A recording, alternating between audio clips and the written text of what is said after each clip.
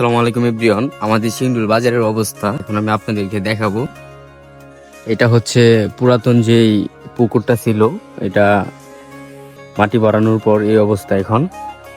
আর এই দিক দিয়ে বাজার বসছিল, এখন পানির কারণে বাজার এখন স্টপ। বাজার নেওয়া হয়েছে ওই দিকে রাস্তার পাশে।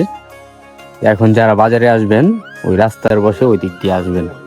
আর এই দিক দিয়ে আগে যে বাজার ছিল এখন এটা স্থগিত, মানে এখানে পানির কারণে বাজার স্টপে আছে।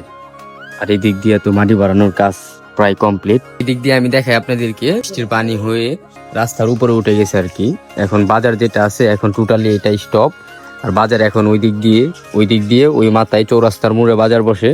তো আপনারা সকলেই ওই দিক দিয়ে বাজারে আসবেন। আর এটা এখন আপাতত বন্ধ। আর এই দিক দিয়ে তো মাটি ভরানোর কাজ প্রায় কমপ্লিট। এই আর কি আজকে সিংড়ুলির অবস্থা। তো সকলে ভিডিওটা সকলের কাছে শেয়ার করে দিন।